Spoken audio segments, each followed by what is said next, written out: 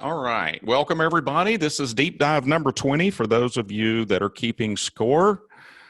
This is not a competition. It's just a webinar, okay? So today we're going to talk about you've been breached. Now what? Like what happens now? And go through some things and introduce myself in case you didn't know. Tom Kirkham, founder and CEO of IronTech. And today we've got a very special guest, Mary Urena. And I'm going to do an intro for her on a couple of slides that she's going to talk about here in just a few minutes.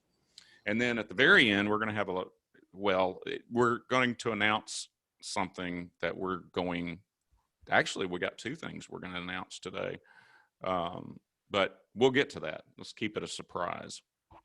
So those of you that have been through the webinar and deeper dives and things like that, you know that everything we do conforms to the NIST cybersecurity framework. Part of that is developing an incident response plan. So what do I do when something happens?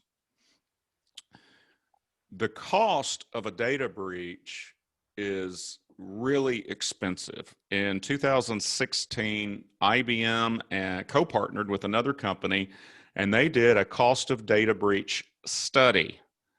And it's based upon cost per record. So if you think about patient records, if you've got 1,000 patients, in 2016, 1,000 patients would cost the firm or the practice $158,000.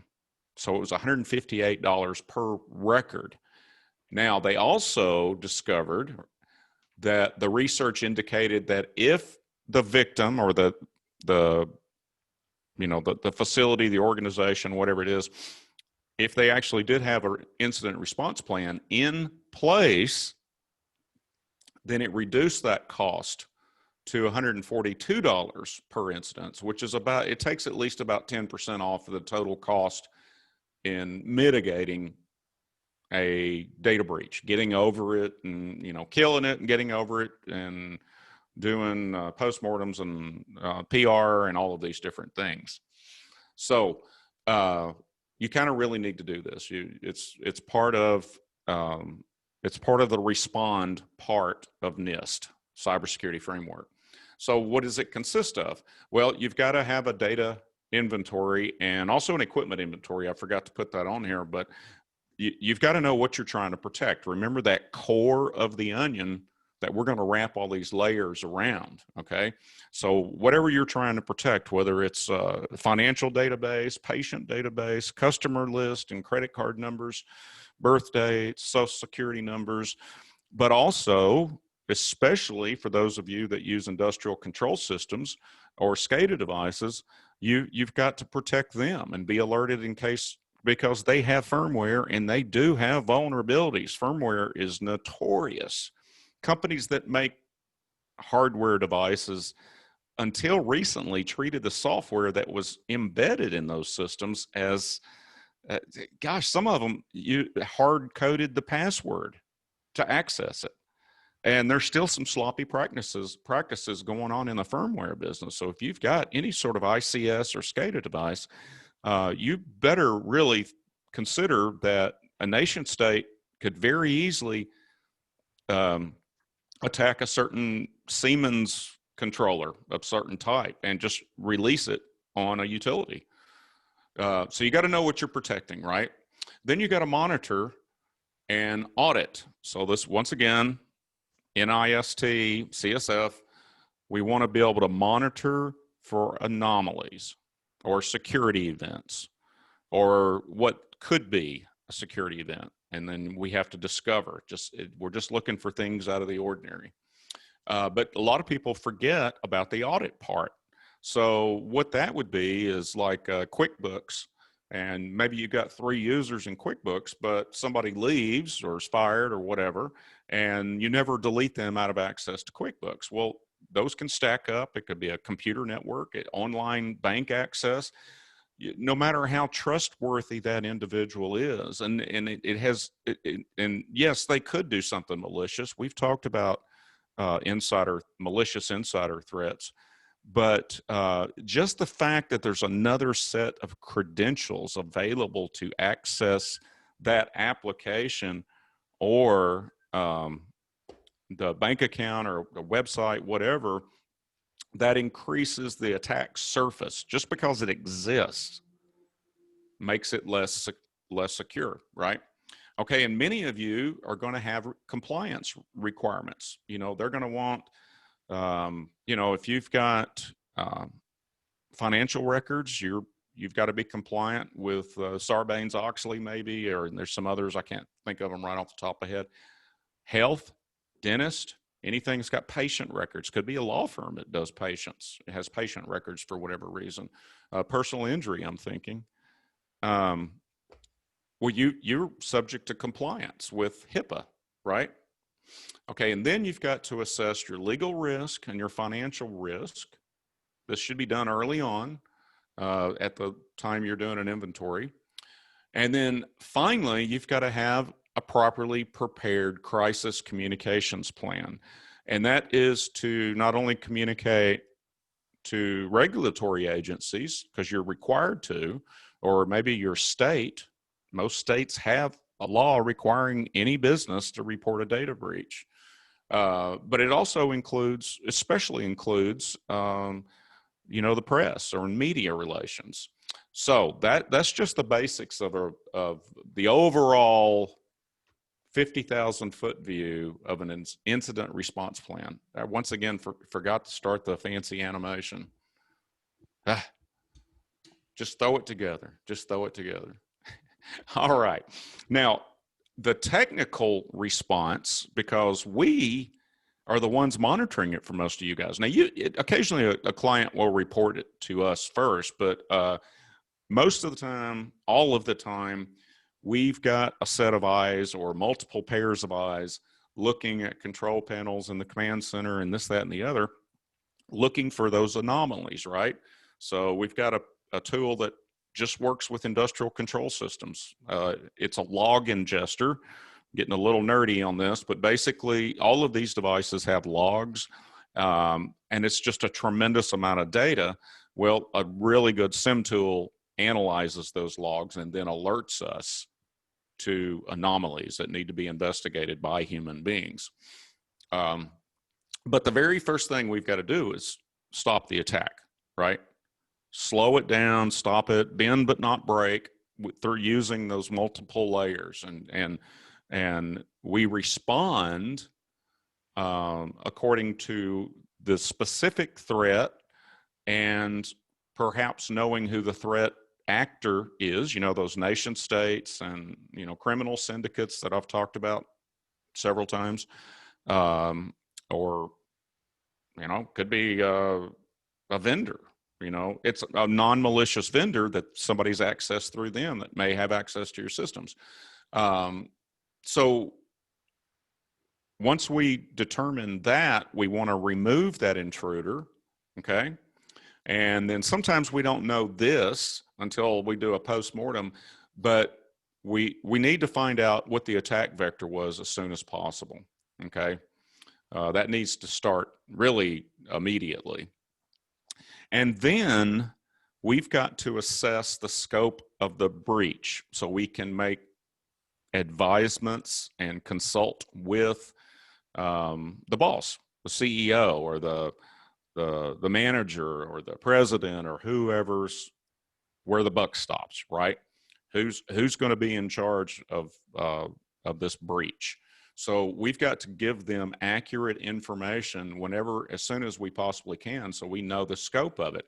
If it's an attack on a SIM device, well, we already know more than likely there was no patient, client, financial records released if it was a very targeted response. Now, in these days, we've got multi-vector attacks, and especially in the case of ransomware, they usually almost always drop backdoors and keyloggers on the network, because that's another source of revenue, right? We've talked about that before.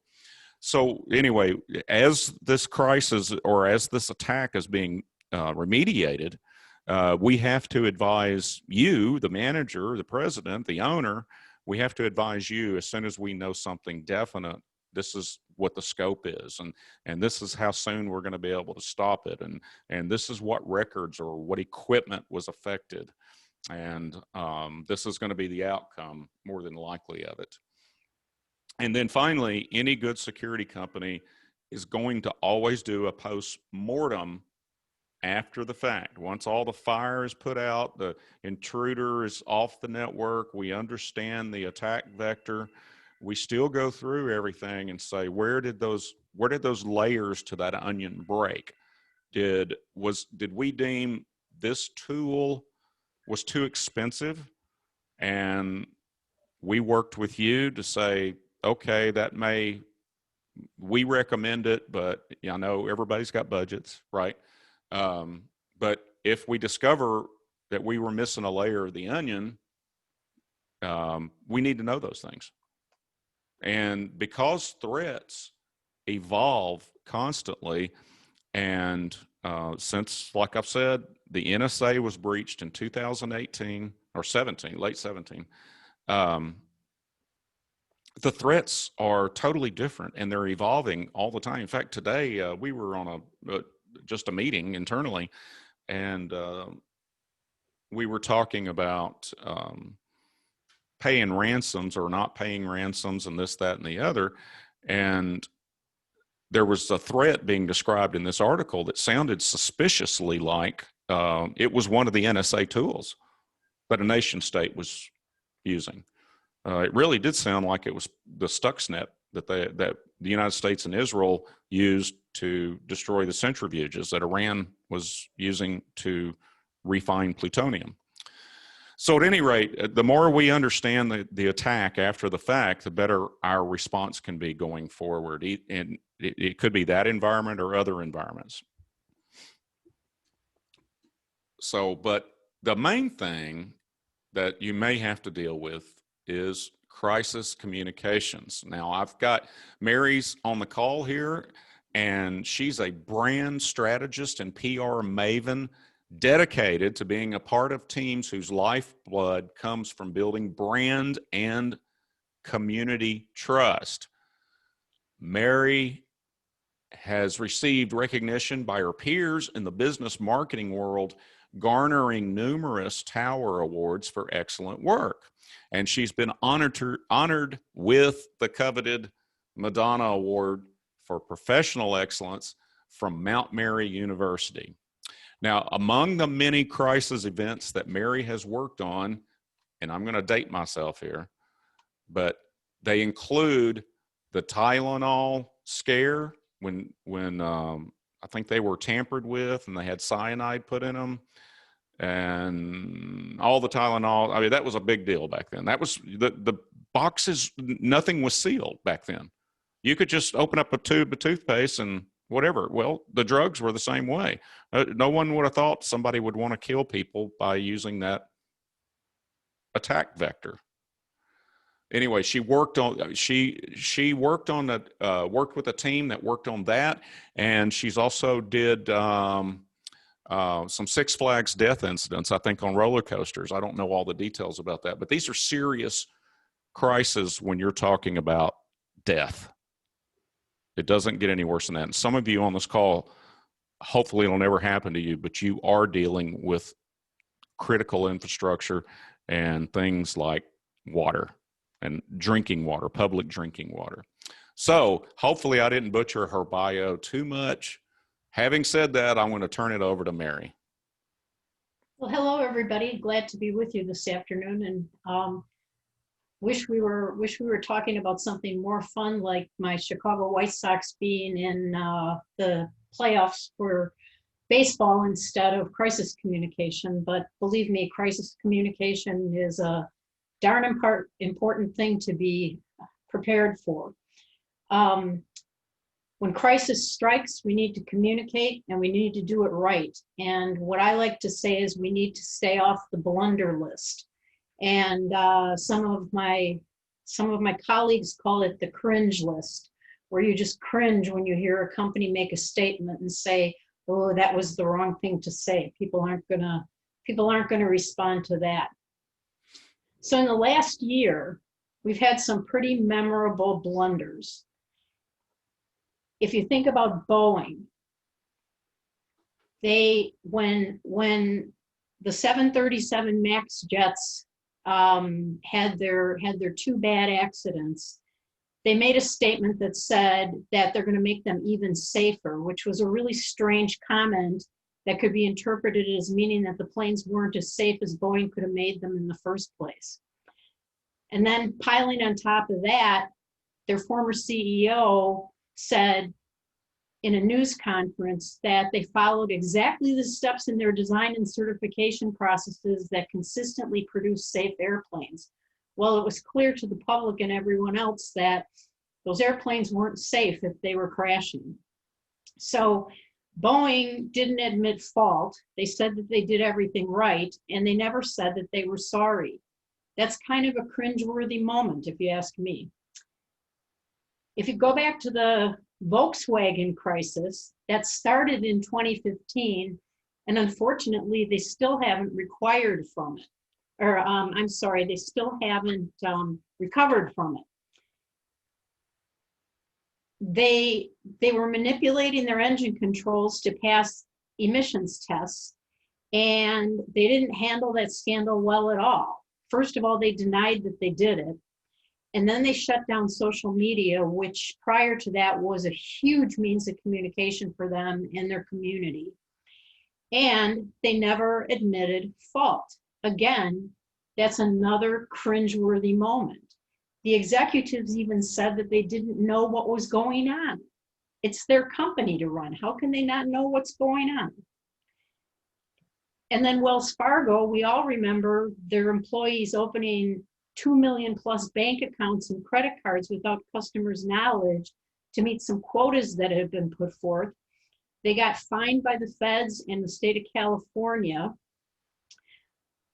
The CEO didn't come out with an apology. He issued a statement that the company issued a statement that was attributed to no one and downplayed the incident. And they said that while the circumstances were unfortunate, it wasn't really a big deal, that they were committed to putting their customers' interests first 100% of the time. And they regret what happened and take responsibility for any instances where customers may have received a product they did not request. That's as far as they went with an apology from their end. So it's very bizarre.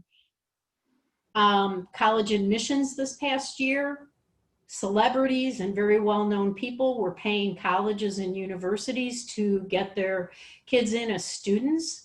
There was no cohesive voice from the colleges talking about what their standards were.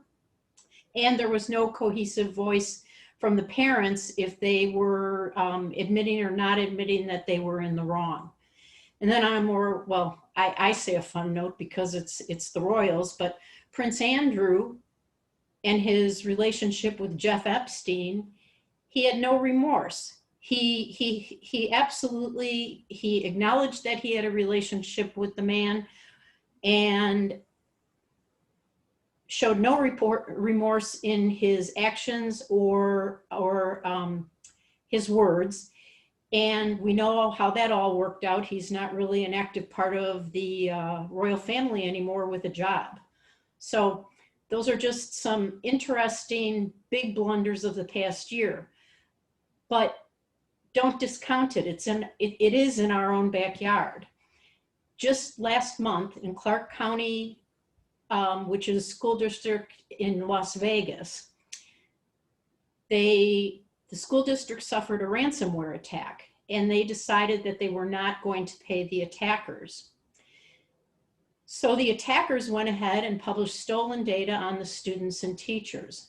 The superintendent never admitted fault, never admitted that anything was amiss, did not come forward with a plan or any communications with the students and parents of how this was all going to work out. And that is still coming back to haunt them. Now, in the past year, it's cost $144 million plus, just in 2020, to municipal governments, universities, and private business for just ransomware. It's top of the mind right now.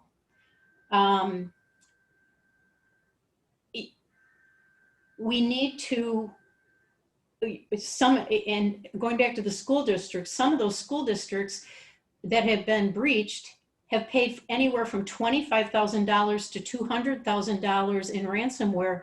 Plus they have to, as Tom was mentioning, rebuild their servers and assess the viability of their equipment and spend more money on that. So it becomes, I mean, it becomes a huge financial burden for any organization.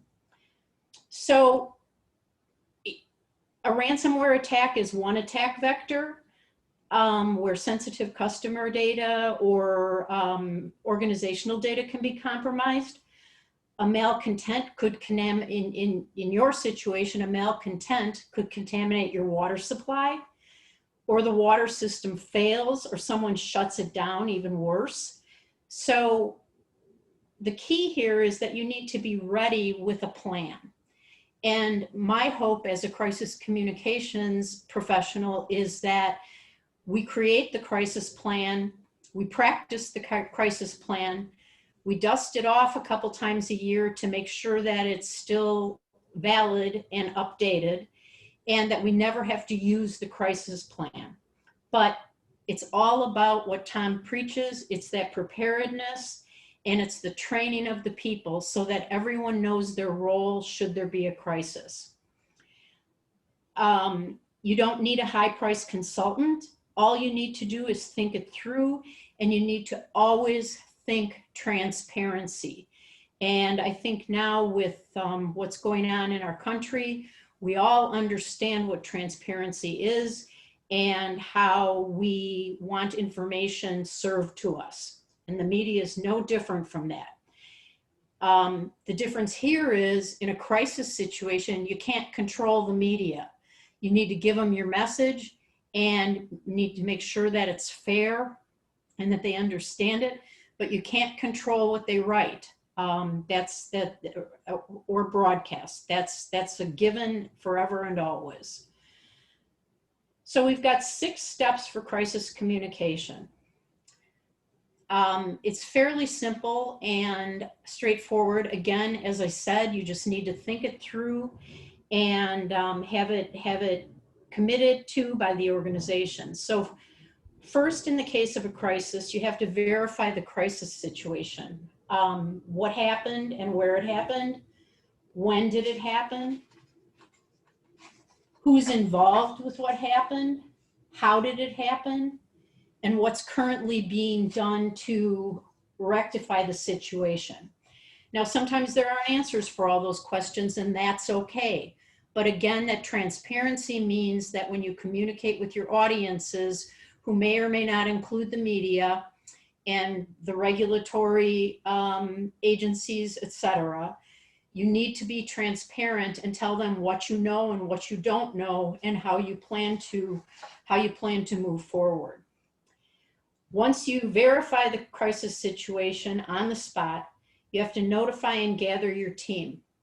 They should be clear on their roles, and the key spokesperson, who's probably your manager, needs to be trained to handle that key spokesperson responsibility and be available to your key audiences and the media. And then we talk about assessing the crisis level.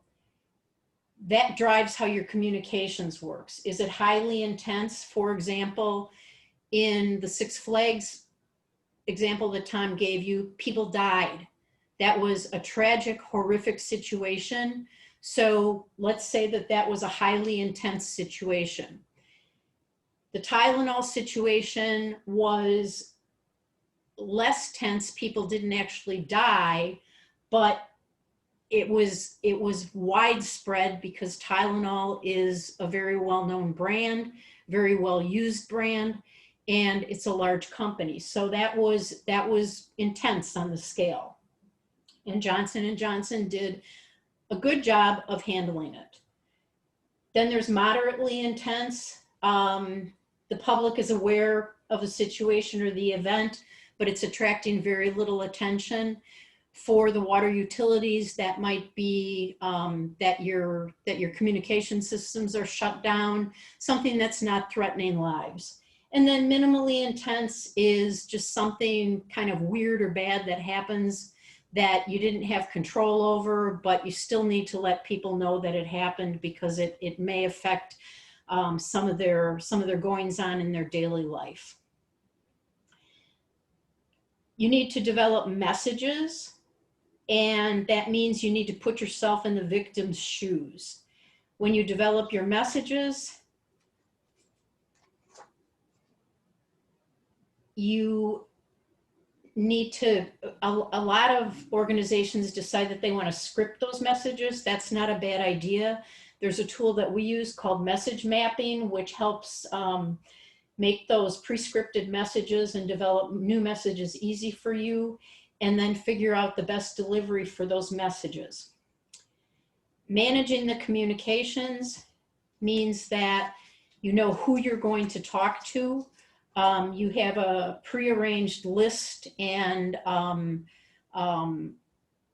knowledge of who's important that needs to be communicated with. Again, the regulatory agencies, the media, your customers, your employees, families of employees if employees are affected, and so forth. And then lastly, as Tom was talking about in a different context, you need to monitor your message and be ready to give feedback.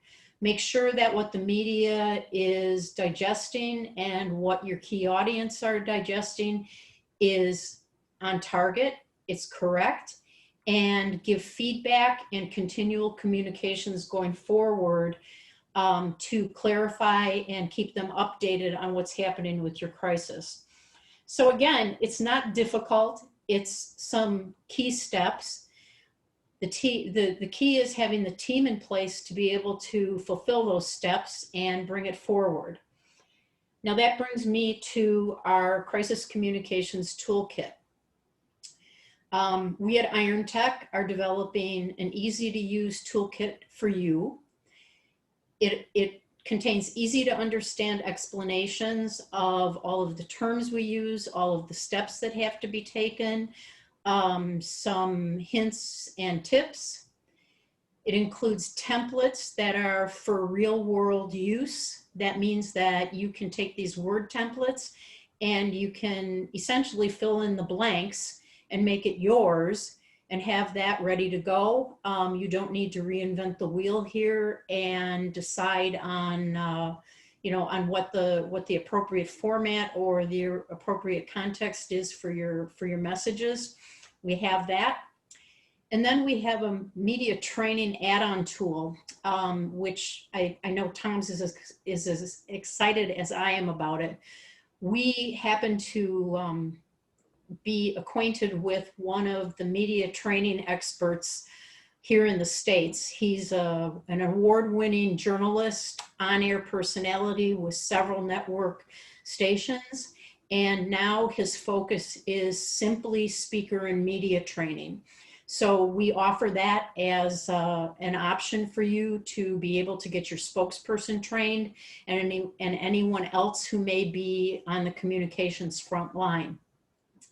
And all of that is backed by, I guess I'm patting myself on the back, a crisis communications expert. But should you need it remotely or on site, we can offer you the help that you would get from the finest consultants anywhere on crisis communications. And what we can promise there is that it will be timely and there will be no lag in getting your messages brought forward. And so in a nutshell, that's it. Again, when crisis communications, or when crisis strikes, you need to communicate and you need to do it right. Thank you, Mary.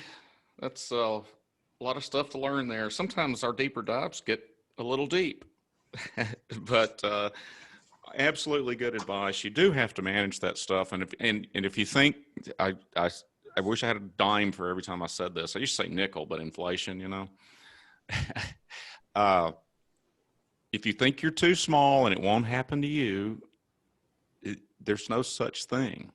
There's no such thing as the attackers do not care and may not even know who you are, but they certainly don't care. They only care if you're really big. They still want to get $1,000 or $5,000 out of everybody that gets hit with ransomware.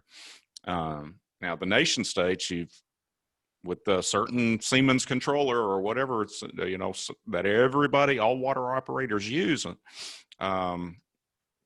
SCADA device, a nation state could probably figure out a way to get that deployed in a lot of different ways. And maybe they'll do it as just an add-on to a ransomware attack. They add on keyloggers and backdoors for servers now. So it can happen to everybody. And if you're following NIST, you know that you have to plan that it will happen to you. So we'll have that. The first surprise is we'll have that available shortly. We hadn't set an exact date to release yet, but we'll let you know whenever it happens, or email us if you just want to be, get on the list for the release date and any other news around it. Or if you've got any other questions, you can email us or call us at any time. And you kind of know the drill if you've been on these before. We're highly available. You can chat with us on the website. It's irontechsecurity.com/chat. And then finally, we haven't spoke about this publicly, so you're the first to hear, is our Calypso conference, Cybersecurity conference. And I want to give a Calypso, and we have it scheduled for April of next year. It's going to be a virtual conference, and we're going to have a lot of speakers, very talented cybersecurity speakers, and maybe DHS, FBI. We haven't got the full list. We know of a few that are going to be in it. We'll keep you posted on that, and just there's plenty of time. What are we, 7-8 months out? Yeah. But if anybody, let's see, how can I do this? Just for fun, why do you think it's called Calypso? And a hint is it has to do with diving. That may be too big of a hint, but if you get it, then you'll know where it is. You'll know what it was. So at any rate, thank you everybody for joining us today. We do these every week at 2 p.m. I think that's, what do we got next week, Kenzie? It is the structure of the NIST cybersecurity framework. Oh, we're going to get into those nitty gritty, boring details. That is some dense stuff. And, but we're going to get into it a little bit more. It really, if you know the 5 things, that gets you where you need to go. And, but we're going to dive into it a little bit more. I don't know if we've got any more housekeeping, do we? No, I don't think so. All right. We didn't put Mary's contact info on here, but if you need to get in touch with her, just let us know. And we'll see you next week on Deeper Dive. Thanks.